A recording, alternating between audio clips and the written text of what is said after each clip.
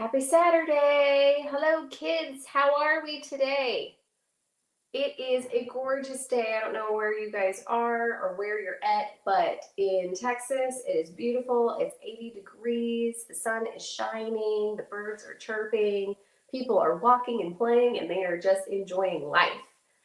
Welcome to the Capital Life Podcast. I am your host, Abby Pagood. This is where we talk about all the things that life brings. The good, the bad, and the healthy. So, today's subject is public misconception. And the reason why we have selected this as a subject of the day is because public misconception is an all-time high. Okay? We've got all these different things that are going around. Basically, input, people need to remember to stay in their lane. Okay? Like, we have so many public figures that are presenting opinions. They're saying things. Some things are in their field that they're known for. Other things are not in their field. And we are going to focus on the factors of what influences obesity and also break free of our inflammation. So today, that is what our subject is. So if you are joining us for the first time, or you have seen this numerous times and you have forgotten to hit the subscribe button, please do me a favor and hit like, hit subscribe, share this stream with people that you know and love. We are, you can follow us on Capital Health at Facebook and YouTube. You can also go to capitalhealth.com to get newsletters and updates and make sure that you are keeping up with your information.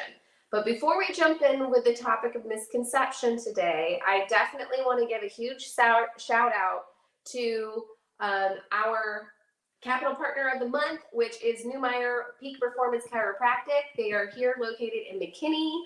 They are Troy is absolutely fantastic. He gives you from head to toe adjustments, the sinuses, the muscle work. He tries to do it all to help you reduce your aches and pains. But more importantly, it's not just about reducing aches and pains. It is also about keeping yourself accountable with your self-care and making sure you are taking preventative measures, keep yourself aligned, and keeping everything functioning nice and smoothly. So don't forget to go visit Maher Peak Performance Chiropractic in McKinney. So let us begin. As of Wednesday this week, I had no subject for the podcast. Now, I have told many of you on, in person, on the stream, anyone that's following, that if you have some input on a particular subject that you would like to hear about, please comment below. You can either comment below, you can even visit the website, send me a personal message, an email, anything. I love getting to know what you all want to hear about. I like to address the questions and concerns that you guys want to know. If you want to know how I feel about keto, if you want to know how I feel about anything and what my professional opinion is, or just want to hear about the subject and be properly educated, I encourage you to please put in requests. I love requests. I like making sure that everyone is staying well informed. The whole mission of starting the Capital Life podcast is to keep everyone informed about all of our life needs, no matter what questions that we have. So, as of Wednesday this week, I did not have a subject. I did not have really any idea of what I wanted to talk about. And I always leave that kind of up to the universe and kind of say, you know what, cosmically, like, you take it, tell me where I need to be. I know you'll direct me where the subject needs to go. And sure enough, Facebook feed, when you build up your Facebook feed and you're looking at your posts, your friends' posts and family posts, there's a little watch box, right? I will like to watch some updated video streams, some of the suggested content that Facebook would advise, hey, you seem to like things in this particular subject and yada, yada, yada. Well, there was a video And it kind of took me by surprise because I was very interested that it had a combination of two individuals that you don't normally see together. And it was Ben Shapiro and Bill Maher. Okay. Now, for those of you that follow the political spectrum, you've got Ben Shapiro, that is the like high extremes conservative, and then you have the um, libertarian Bill Maher, who's more on a political, like he likes to try and provide political correctness, etc. Okay, so you got two guys on the complete opposite spectrum sitting in a studio discussing the things. Okay, which one I think more people should do. I think we should have more diverse opinions and conversations with people that are intellectual, thought out. It's not getting heated. It's not getting over emotional. It's just having a conversation, nice, open, honest. You can even agree to disagree. You can agree to agree, and you just leave it there. So here I'm listening to these opposing viewpoints and them collectively, finding common ground to which they agree upon.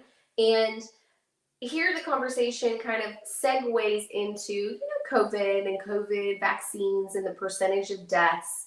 And what really bothered me about how it wasn't the approach or the content to which they were discussing. What bothered me was that not just one, but both of them had almost instigated a subject that rubbed me the wrong way. Now, they're talking about COVID vaccines and the percentage of deaths and the percentage of it being linked to obesity.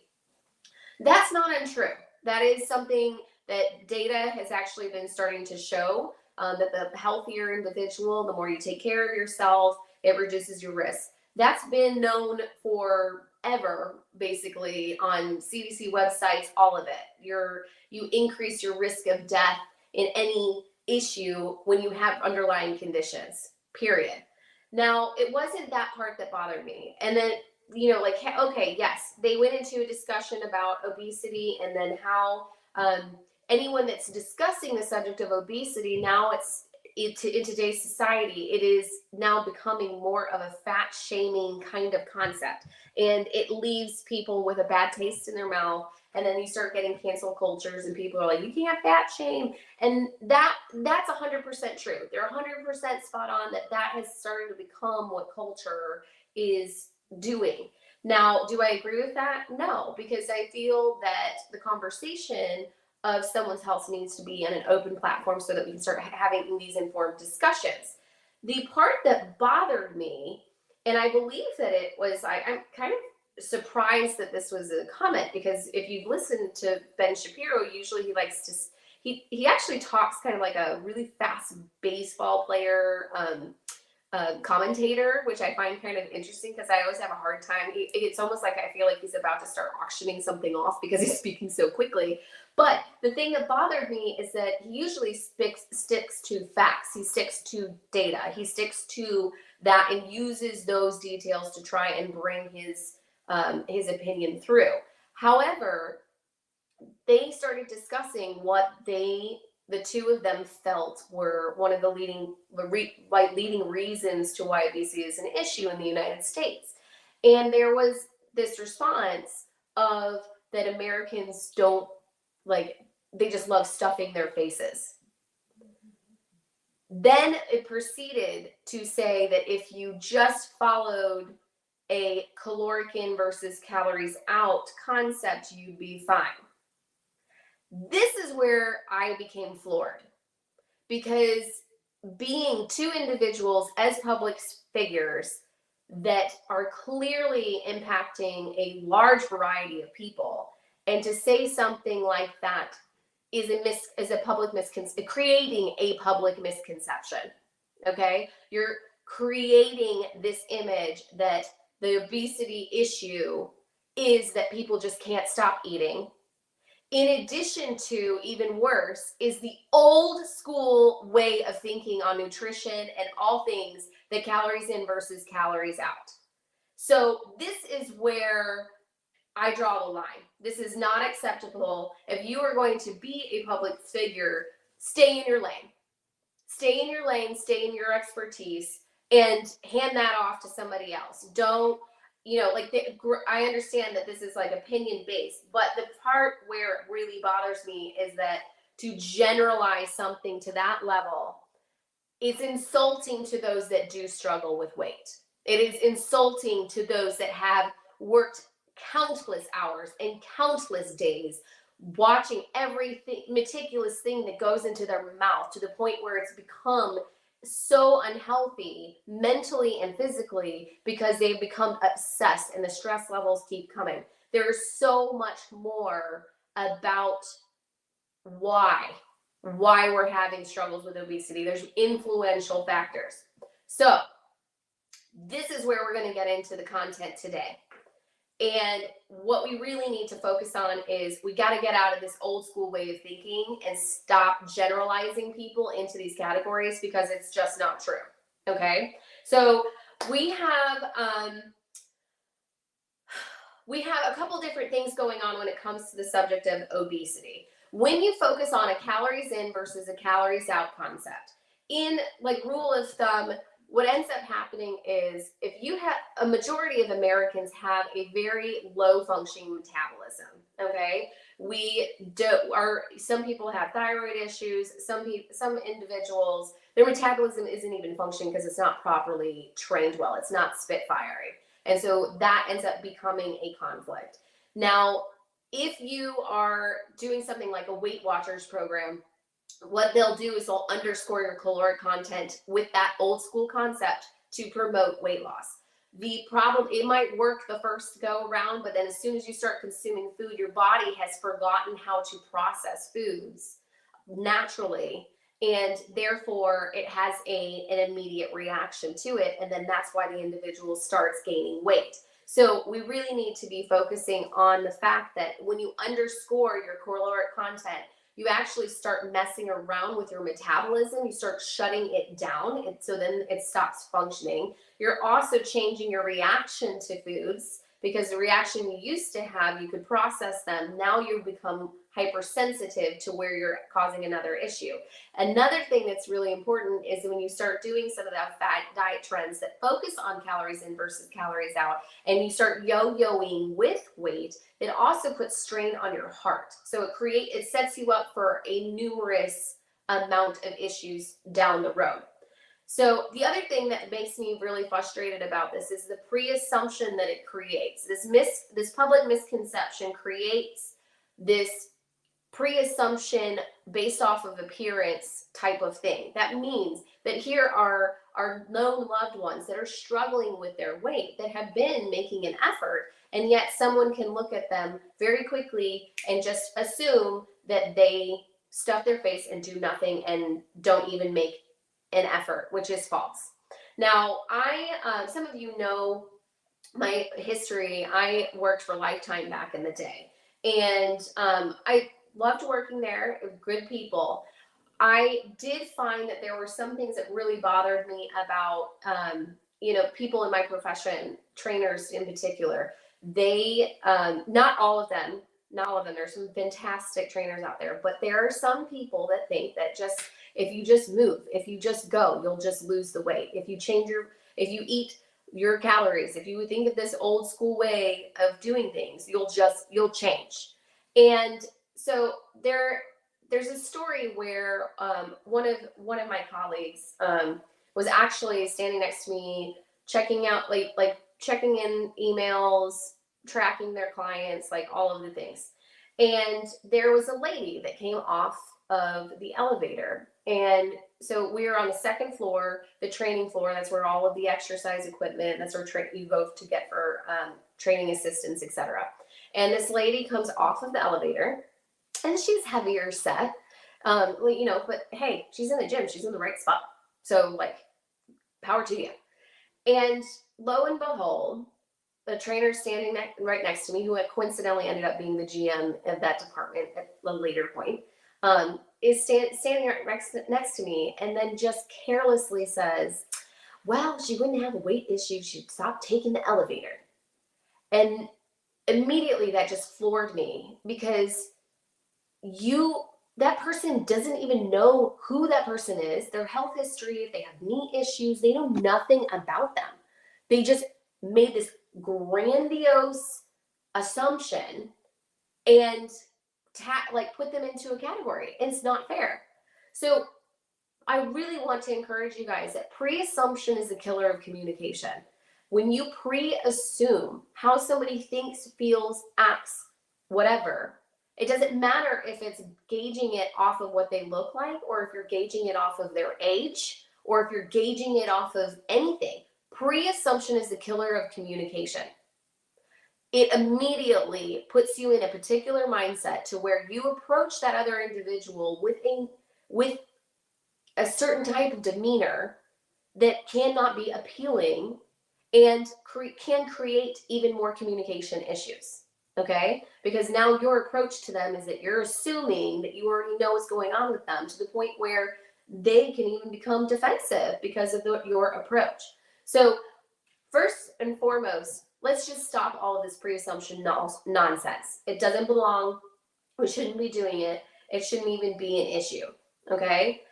The other thing that really bothered me is you cannot give advice to an individual without knowing their health history. Okay? Having any individual sitting there asking you, hey, by the way, am I allowed to have ice cream?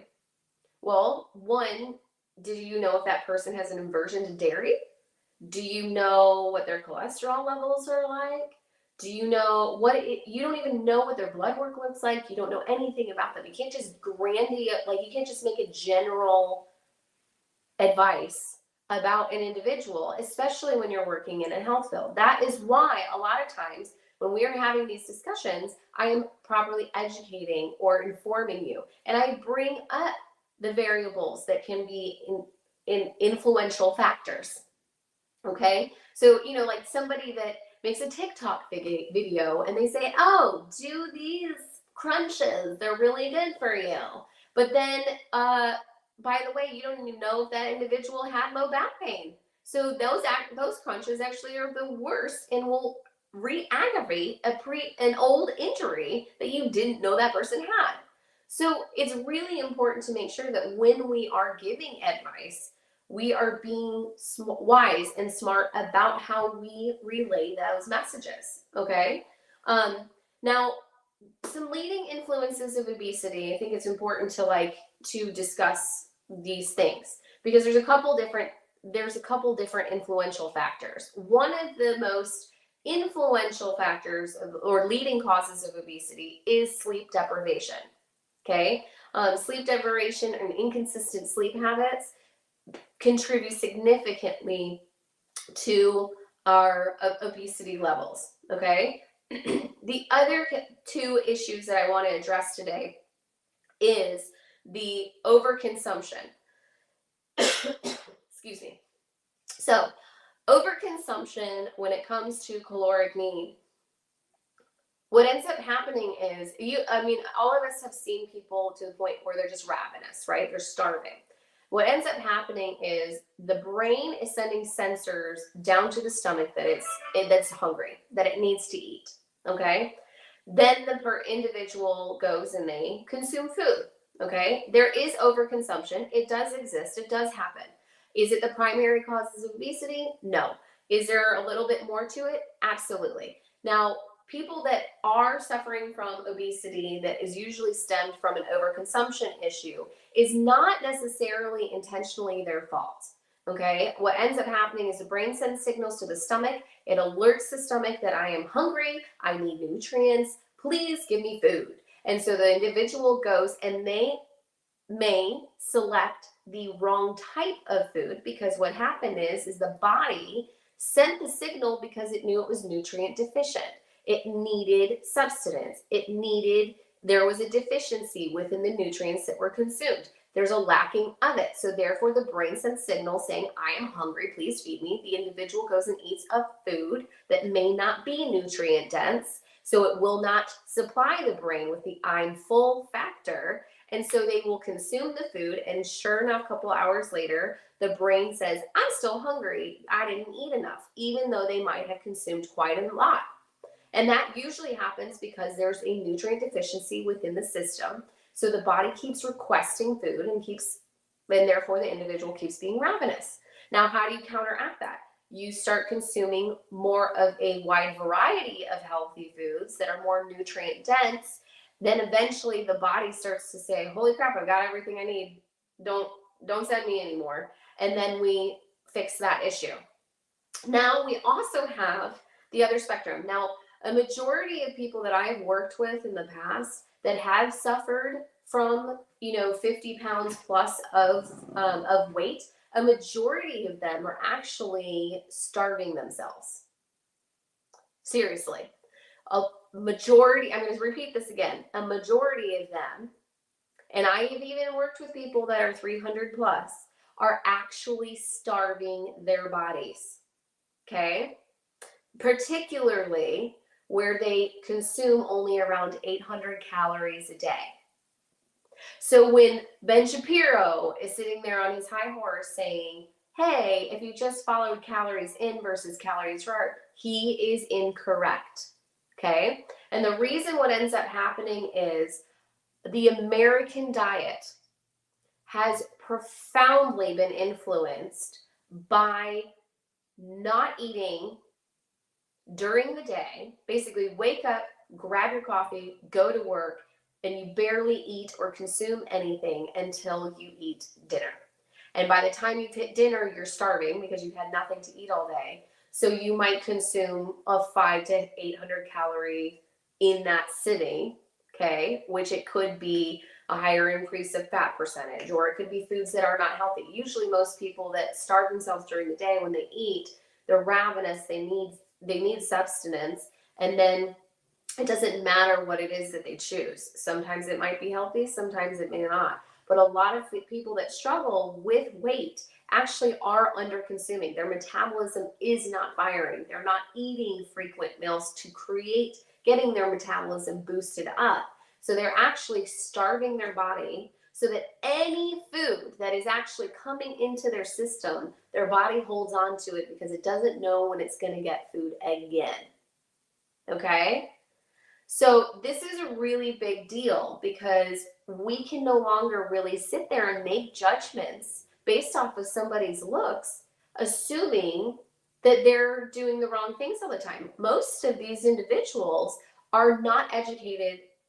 They could be very educated individuals, but what I'm saying is they're not educated in this department. They haven't been taught how their body reacts to foods or things of that nature. Now, there's also another important thing that I feel like needs to be discussed, and that is how your body reacts to foods. Okay, there's an inflammatory response that your body goes through.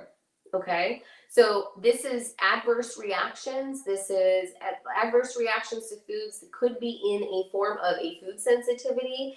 It could also be created, get this, it can also be created from the fake foods filled with all the chemicals, like our diet sodas, or the fat-free foods, like the fat-free yogurts, or the diet, like the reduced fat, okay?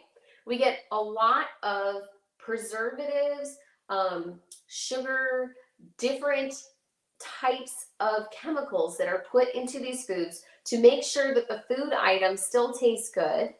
However, what it's actually doing is these chemicals are going into our system and they're actually effing up the way our body processes food. Okay? So when you're sitting there and it's like, hey, I need to be able to consume like yogurt. Well, today people will be like, oh, let's get the fat-free one. That's not necessarily always the right choice because there are beneficial properties in having the yogurt that has the content in it. It just depends on the individual. The other thing it's really important to remember is that when you're having an adverse reactions to food, like a food sensitivity, okay, I experience this quite a bit myself because I do have food sensitivities, okay? So, for instance, one of the adverse reactions I have to sugar is I get really, really bad migraines if I consume sugars, okay? So I particularly live a sugar-free diet. Natural sugars, of course, like fruits and honey and things of that nature. But if I have sugar in something, I usually will have a headache that transpires from it. Another thing that is really interesting is like my big thing, and I absolutely love potatoes. Okay, huge potato fan. My body, on the other hand, does not react well to potatoes. And if I consume potatoes, overnight I could jump up 5 pounds. Okay, that is showing that I have an adverse reaction. That is an inflammatory response to food. So it is really important to know how your body reacts to the food that's being consumed.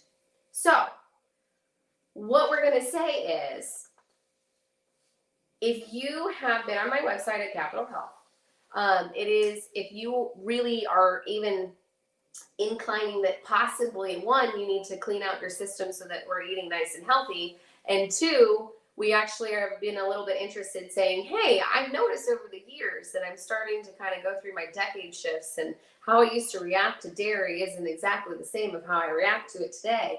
If you are even partially inclined to be thinking that you might have some issues with food and you would like to address it, I would highly recommend the Capital Cleanse.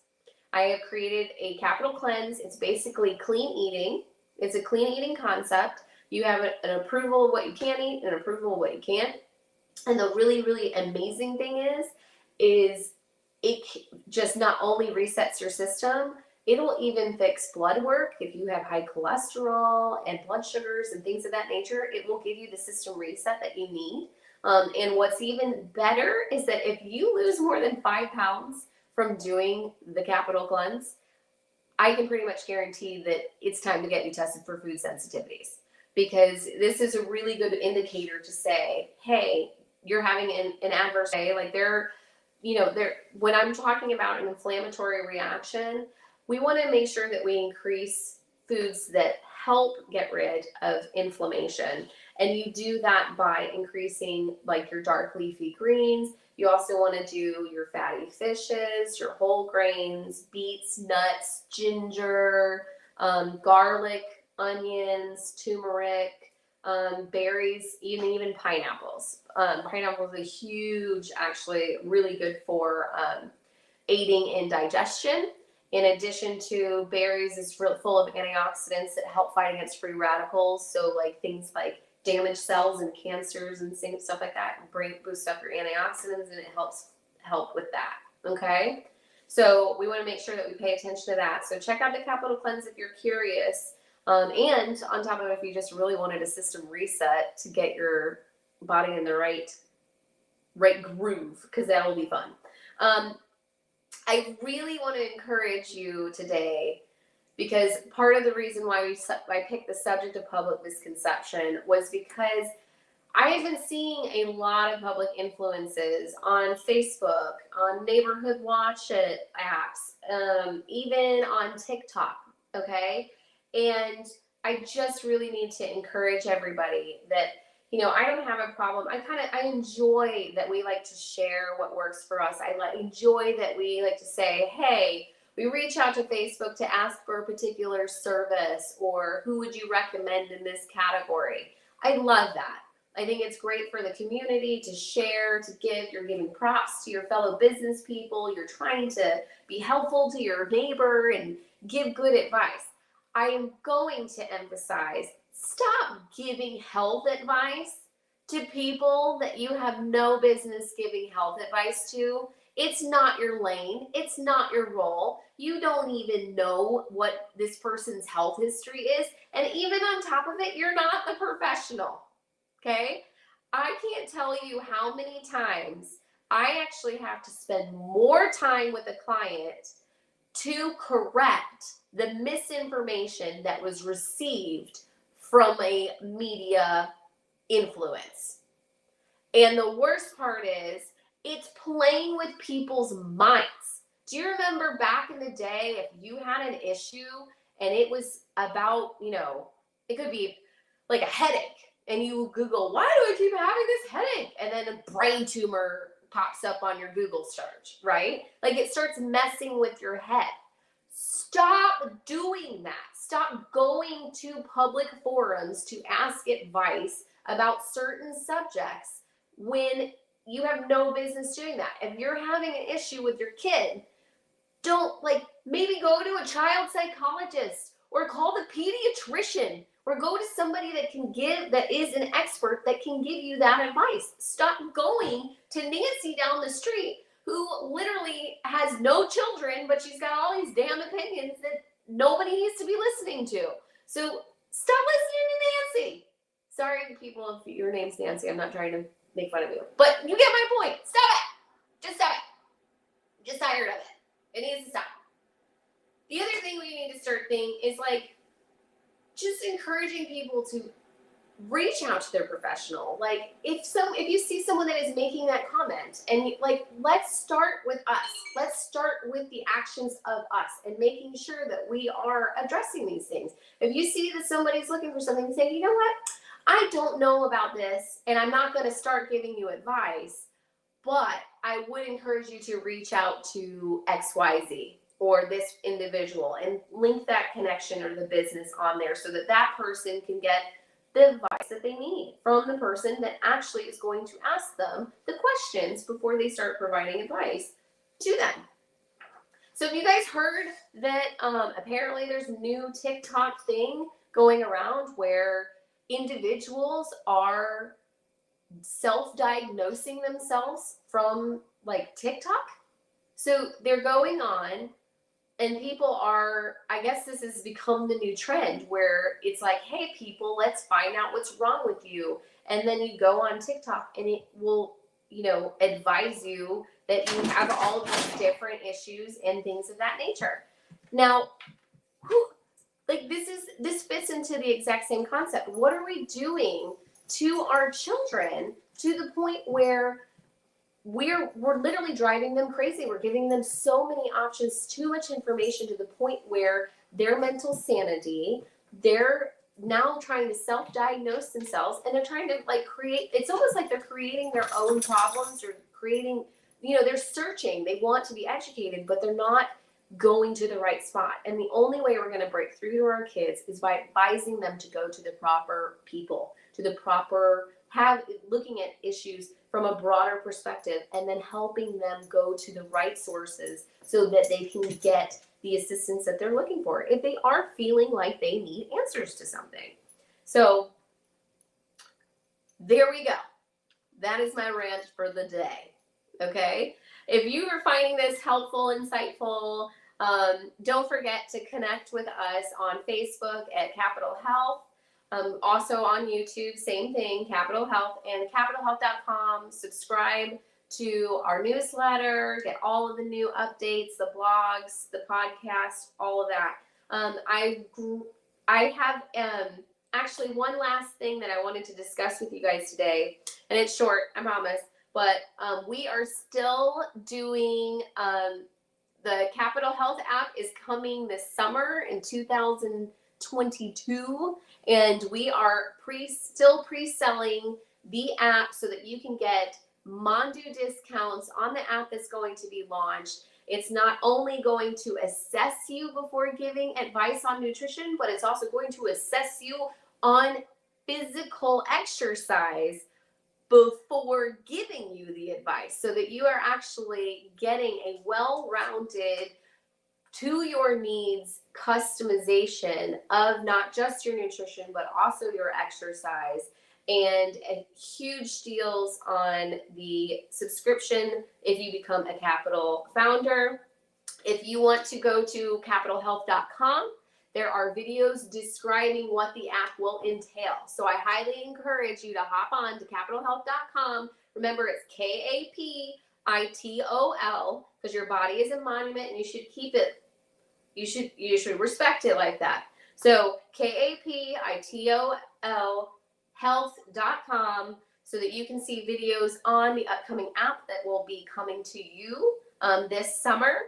Thank you so much for joining me today on the Capital Life podcast, where we talk about all the things. Join me next time. Our next episode is hopefully going to be a Keeping It Real with Real People. I actually have one of my clients that will be jumping on as long as she confirms with me this week. I think she will. I just have to remind her. And just remember, pre-assumption is the killer of communication. So as you are reaching out to people and having conversations with them, just make sure that you are paying attention to staying in the role that you are not pre-assuming. You are not making that preconceived thought or notion, because it can profoundly affect your approach to the individual in addition to how that individual will respond to you. Okay? So pre-assumption is the killer of communication, guys. Remember that. And we will see you next time at the Capital Life Podcast. You guys take care of yourself and each other.